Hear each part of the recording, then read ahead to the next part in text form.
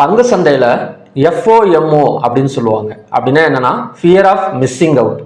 இதை எக்ஸ்பிளைன் பண்ணோம்னா, ஒரு ஸ்டாக் இருக்குன்னு வச்சுக்கோங்களேன். அந்த ஸ்டாக் வந்து ஒரு 110 ரூபாய்க்கு வந்து ட்ரேட் ஆகிட்டு இருக்கு. நான் என்ன நினைக்கிறேன், 100 ரூபாய்க்கு வந்தால் இந்த ஸ்டாக்கை பை பண்ணலாம் அப்படின்னு சொல்லி வெயிட் பண்ணிட்டு இருக்கேன். ஆனால் 100 ரூபாய்க்கு வராமையே அந்த 110 ரூபாய்ங்கிறது திடீர்னு 120, 140, 150 போயிட்டு இருக்கு. அப்போ நான் என்ன நினைப்பேன், சரி இனிமேட்டு வந்து கீழே இறங்காது போல இருக்குன்னு நினச்சிட்டு 140லையோ 150லையோ அமௌண்ட்டை கொடுத்து நான் வந்து பை பண்ணிடுவேன். ஆனால் என்ன நடக்கும் அப்படின்னா, அந்த 150 மறுபடியும் வந்து ஒரு 110 ரூபாய்க்கு வந்துடும். ஓகேங்களா?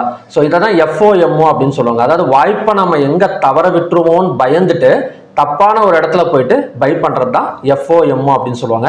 சரிங்க, இதை எப்படி கண்ட்ரோல் பண்ணுறது அப்படின்னா, கொஞ்சம் பொறுமையாக இருக்கணும். 110 ரூபாயிலேருந்து 150 ரூபா போகிற ஸ்டாக்கு மறுபடியும் 110 ரூபாய்க்கே வரும். ஓகேங்களா? ஸோ அதனால் அந்த 110 ரூபா வர வரைக்கும் இல்லை 100 ரூபா வர வரைக்கும் பொறுமையாக இருந்துட்டு அதுக்கப்புறம் தான் நம்ம வந்து பை பண்ணணுமே தவிர அவசரப்பட்டு தப்பான முடிவில் வந்து நாம் வந்து பை பண்ணிடக்கூடாது. ஓகேங்களா? ஸோ இந்த FOMOட அனுபவம் வந்து உங்களுக்கு இருந்தது அப்படின்னா கமெண்ட் செக்ஷனில் வந்து எஸ்ன்னு டைப் பண்ணுங்கள்.